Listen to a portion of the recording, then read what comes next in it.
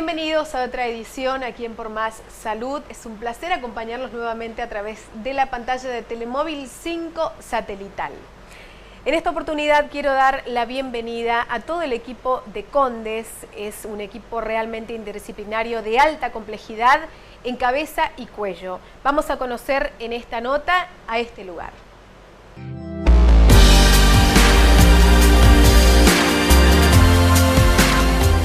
Te abrimos las puertas hoy a nuestro centro, que comenzamos a formarlo desde ya en noviembre, va a ser un año entre los proyectos, y a partir de febrero pudimos abrir las puertas para que todos los pacientes referentes a las distintas patologías que acá logramos tratar puedan tener atención. Este es un centro que se denomina Condes.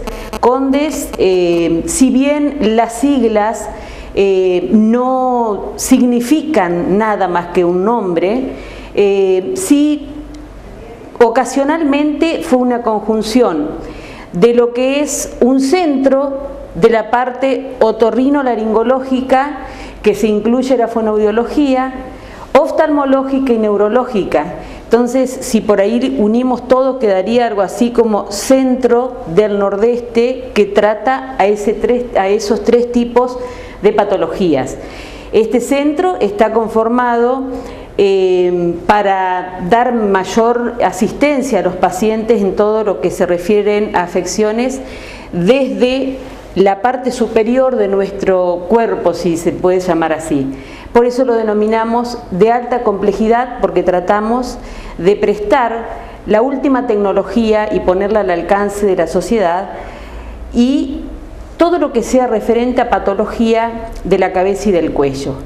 A este centro lo conformamos los 5 que estamos acá presentes. Lo que tratamos de hacer es de juntar más o menos profesionales que tengamos algunas cosas en común, como por ejemplo tener una calidez puntual y una delicada atención con el paciente, que es a quienes nosotros nos debemos. Doctora Gabriela Zapata de Benítez, otorrinolaringóloga, estamos aquí en Condes y bueno, realizando una visita una vez más. ¿Qué abarca básicamente la otorrinolaringología, doctora? Bueno, la otorrinolaringología es una especialidad muy amplia porque abarca toda la patología de la vía respiratoria alta, digamos. Desde la parte de rinosinusología, que comprende a la nariz y a los senos paranasales, la parte de la otología, que comprende al oído, que a su vez el oído está íntimamente relacionado con los senos paranasales y con la nariz, como con la faringe, puntualmente a través de la trompa de Eustaquio, el oído medio, y después el oído interno, que se relaciona directamente con nuestro sistema neurológico. Y la laringología, que comprende a todo lo que va desde la región de la faringe hasta la parte superior de la tráquea, es decir, la laringe propiamente dicha, que a su vez tiene diferentes porciones. Y entre las fosas nasales, la parte posterior y la parte superior de la laringe, tenemos lo que es la faringe y también la orofaringe, porque la boca tiene una amplia relación y hay mucha patología que nosotros la tratamos en común con otras especialidades. Es decir, es bastante amplio. En esta época del año, doctora, ¿cuál es la consulta más frecuente? Bueno, en esta época del año la consulta más frecuente son las alergias rinosinusales, esas alergias rinosinusales que después llevan consigo otras afecciones, como algunas afecciones del oído, y ahora todavía estamos teniendo muchos casos de gripe. La gripe, que para nosotros es una rinofaringitis y muchas veces una laringitis también, asociada a otros síntomas, ¿no es cierto?, como ser, por ejemplo, la congestión ocular, una laringitis, una laringotraqueitis con tos, pero puntualmente en esta época es la época más destacada de las alergias rinosinusales, pero te vuelvo a repetir, estamos todavía teniendo cuadros de síndromes gripales de tipo viral típicos del frío. En los niños y en los adultos también podríamos decir. Sí, totalmente, tanto en los niños como en los adultos. Lo que pasa es que a veces tienen algunas manifestaciones diferentes, por ahí en los chiquitos tienen mayor afección y compromiso en conjunto con la vía respiratoria baja, por eso son las famosas traqueitis, bronquitis, bronquiolitis, y por ahí en los adultos tiene más afección la parte respiratoria alta y directamente, no tanto el árbol bronquial, sino los pulmones. Exacto, usted nos decía que está relacionado, ¿no es cierto?, lo que decimos garganta, nariz y oído. Hay personas o niños, también podría ser, que realmente tienen como una predisposición, digamos, sí, a hacer más frecuentemente un resfrío, una alergia. Sí, exactamente. Hay chicos y hay adultos también que tienen mayor predisposición, y sobre todo si tienen antecedentes que tengan predisposición a afecciones o rinosinusales o laringo-traqueales, que son los que tienen eso se denomina una predisposición genética, y generalmente son pacientes que tienen una base alérgica importante, que eso es el desencadenante por una respuesta inmunológica a todo este tipo de patologías. Exactamente. ¿Por qué es importante consultar y no dejar pasar quizás el tiempo a que se desencadene algún otro cuadro en estos pacientes? Mira, antes de contestarte eso, te quiero agregar algo con respecto al anterior, que también hay que tener en cuenta. Aparte de la alergia, hay otros factores que también influyen en la predisposición a las afecciones respiratorias altas. Por eso hay que tener mucho cuidado. Que esos son una buena alimentación, una vida saludable, no estar en ambientes sumamente cerrados, y todo eso hace que las defensas estén bien. Al estar bien las defensas hay menos posibilidades de contagio de algún tipo de patologías que pueden ser estacionales. Entonces, cuando el sistema inmunológico de uno está bien, tenemos menor posibilidad de afectarse de una patología que esté en ese momento.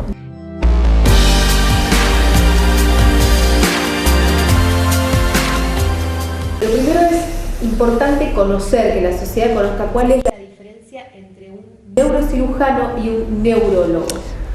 Está bien, es una buena pregunta esa en realidad, porque no es común que la gente consulte al neurocirujano.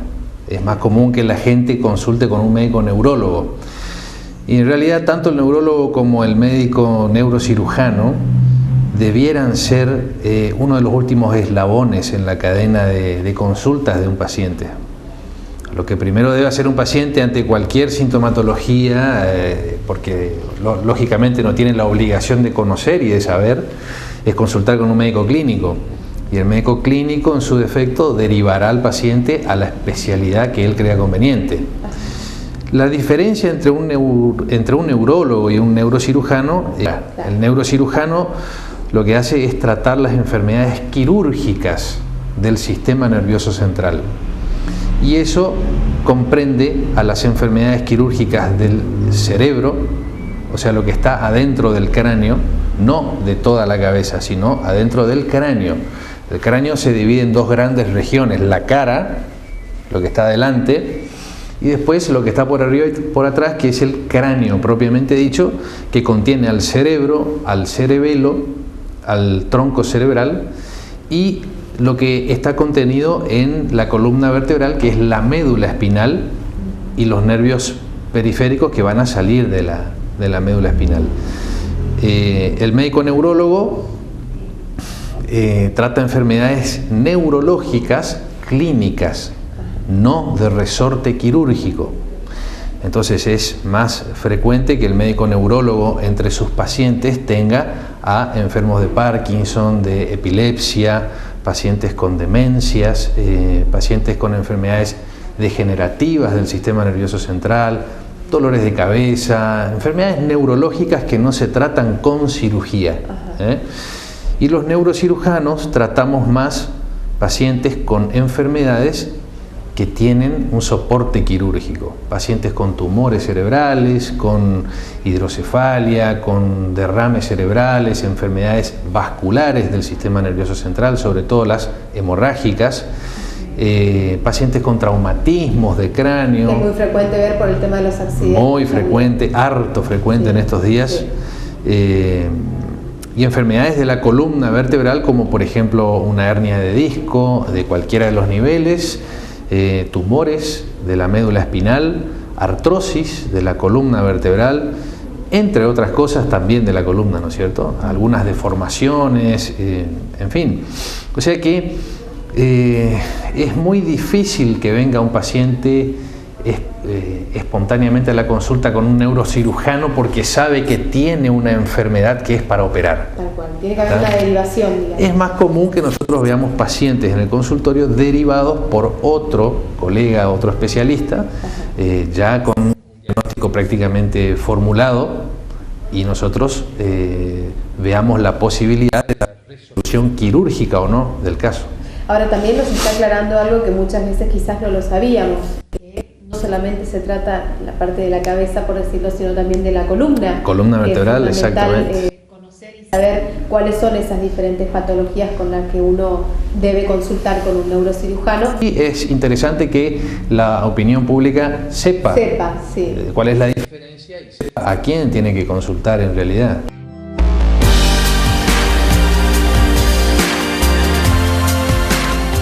Las cataratas es, para que el paciente entienda, nosotros tenemos como una lentecita dentro del ojo que es como el zoom de la cámara fotográfica, que es el que realmente acomoda y desacomoda la imagen.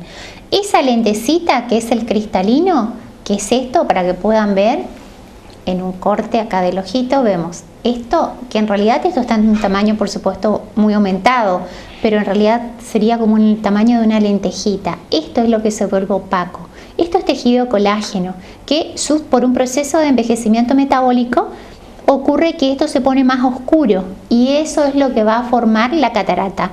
Como vemos en este ojo, la imagen entra por acá adelante. Esto que vemos transparente es la córnea, lo que vemos de color es la pupila. La imagen, para que entre clara y que sea buena, tiene que ser, todos los medios tienen que estar transparentes. Si alguno de estos medios sufren algún proceso de opacificación, eso hace que la imagen ya no sea buena. En este caso, si es el cristalino que es opaca, eso es lo que va a formar la catarata. Si decimos, doctora, que es una consulta frecuente, quizás en consultorios se ven mucha cantidad de pacientes que vienen por este tipo de consultas. Sí, es una patología muy frecuente de ver, sobre todo porque está relacionada a su vez con otras patologías. Hay trastornos metabólicos que pueden acelerar este proceso de envejecimiento. Por ejemplo, en los pacientes diabéticos, uno ve pacientes mucho más jóvenes que pueden presentar catarata que un paciente no diabético. Después tenemos, por supuesto, la más común, que es la catarata senil, que es la que ocurre directamente por el proceso de envejecimiento de las fibras, como dije al principio. También podemos tener cataratas congénitas. Son menos frecuentes, pero eso es importante de saberlo para examinar a los chicos en el nacimiento. Lo que dijimos de la transparencia de los medios, uno hace una cosa que se llama ojo rojo, y con el simple movimiento de colocar un aparato que se llama oftalmoscopio directo, uno ve si se forma o no el ojo rojo, y, o sea, se refleja la retina, eso sería el ojo rojo. Entonces ahí ya sabe que los medios están transparentes y el niño no tiene catarata. O sea que esa es una patología que tiene que ser de detección lo más temprana posible. Y bueno, como dijimos, es una patología bastante frecuente de ver, y sobre todo después de los 55 años en adelante. ¿Cuándo se realiza una cirugía? ¿Cuándo este paciente es candidato a realizarse una cirugía? Claro, hoy día han cambiado los conceptos. Antes se esperaba que la catarata madure, o sea, que se vuelva blanca. Hoy, debido a que ha aumentado la calidad de vida y la actividad del paciente cuando más años tienen la longevidad, o sea, los pacientes de 60 años hoy es un paciente muy activo, entonces necesita ver bien. Eso significa que por ahí no se espera hasta que la catarata queda blanca, se opera antes, ya cuando indica que la disminución de la agudeza visual hace que este paciente no pueda desarrollar bien sus actividades diarias, ya sea el manejo, el trabajo. Al ser un paciente activo no puede verse disminuido en su capacidad visual. Por eso se ha adelantado un poquito el momento de la cirugía. Ya no se espera que esté blanca la catarata, se espera antes. ¿Cómo se realiza la cirugía de cataratas? Que yo creo que es la pregunta que uno más se hace, ¿no es cierto? ¿Cómo es? Si es dolorosa, cuánto tiempo lleva, y sobre todo lo fundamental es la recuperación. Pueden ser pacientes que trabajan y necesitan volver a sus actividades un poco más rápido. Bueno, en eso tenemos una nueva técnica que es la que nos permite que este paciente se pueda volver a realizar sus actividades en forma muy rápida. ¿Y cuál es la técnica? Una técnica que se llama facomulsificación, en la cual se hace a través de una pequeña incisión que la hacemos en la parte periférica, que puede ser aquí en la córnea o puede ser de 2.8 milímetros, muy pequeña. Uno introduce un aparatito que es como si fuera la puntita del virome, es más finito que esto. El aparato se introduce adentro, se aspira la catarata por la emulsificación, un ultrasonido que hace así tipo un efecto Pac-Man, que come toda la catarata y la aspira. Eso hace que uno después pueda introducir la lente por ese mismo agujerito de donde la sacó. Y si uno pone lentes plegables, hace que uno no tenga que abrir más ese agujerito, simplemente por esa pequeña incisión pueda colocar la lente plegable y la lente entra y se abre adentro del ojo. A su vez, estas lentes lo que nos permite también es una calidad visual posterior a la cirugía. ¿Por qué?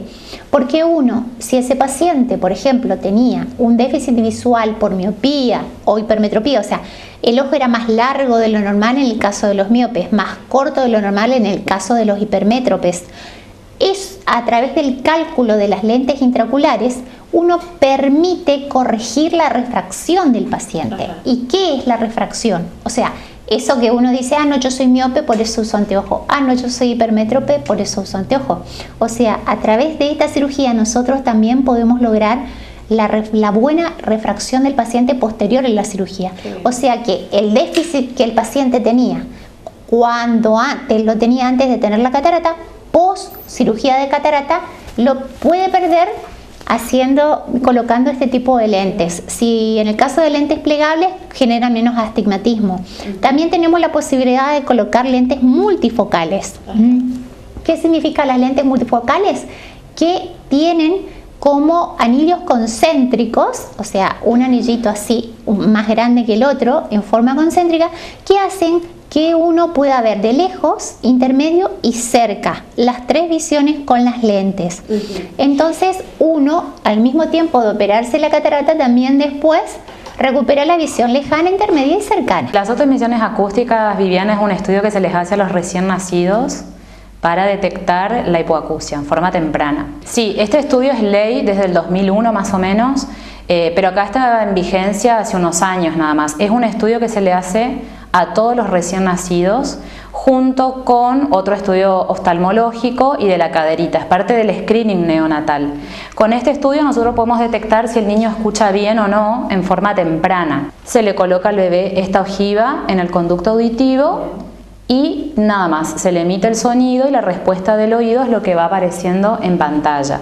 Es un estudio que no duele, es cortito, se hace rápido, no molesta. ¿A partir de qué mes hay que realizarlo? Y durante el primer mes de vida sería lo ideal, que es cuando uno lo detecta más rápidamente y el bebé está dormido, está tranquilo, no se da cuenta que se le está poniendo algo en el oído. No es doloroso tampoco. Para nada, no le duele, no le molesta, nada, es totalmente, o sea, no es invasivo, digamos. ¿Qué se puede llegar a detectar a través de este estudio? Hipoacusia, si el bebé tiene hipoacusia o no. Es básicamente eso, es saber si el niño está escuchando bien para su normal desarrollo.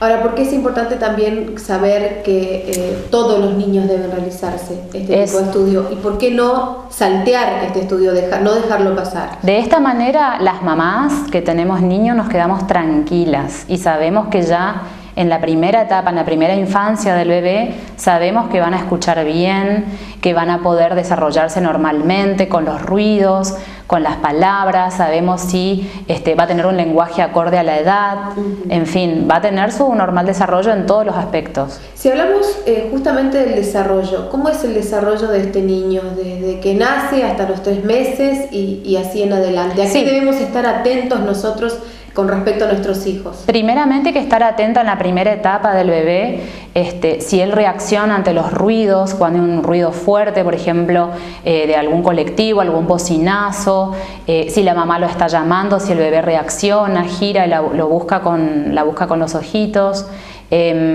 por ejemplo, si escucha música, si baila con la música, si elige juguetes sonoros, en fin, va desarrollando y estimulando su audición a medida que va creciendo. Entonces, si él está atento a todo y uno ve que hay respuesta, es donde uno se queda tranquilo porque sabe que está escuchando. Si el bebé no hace nada de esto, bueno, es fundamental hacerle lo antes posible este estudio para determinar exactamente si está escuchando o no. En el caso que uno no realice este estudio a este niño y vamos a suponer que tiene algún tipo de patología, que no escucha, va pasando el tiempo, ¿qué consecuencias puede llegar a tener en este niño no realizar el estudio? Y las consecuencias pueden ser bastante importantes, por ejemplo, no desarrollar el lenguaje en tiempo y forma, tener dificultades en el colegio, socialmente con sus pares, no tener mucha relación en cuanto a las palabras con los padres, no reconocerlos cuando le hablan, cuando le dicen algo, o jugar con otros chiquitos. O sea, realmente es importante porque después puede tener sus consecuencias. No es lo mismo equipar a un bebé, a un nenito de 1 año que cuando tiene 6 años. Todo lo que ese bebé no adquirió en esa primera etapa, después puede ser que lo adquiera, pero va a ser más lento, va a ser una adquisición más lenta, entonces se va a retrasar. Un tiempo perdido, exactamente, que ya no se puede recuperar. Ponele que uno se dé cuenta con el estudio de la audiometría para el ingreso escolar, generalmente se pide a los 4 o 5 años y ahí puede ser también que se detecte que tenga una pérdida auditiva. El tema es que esos 4 años que el chico no escuchó, ya los perdió, entonces lo ideal sería detectarlo antes, por eso es tan importante.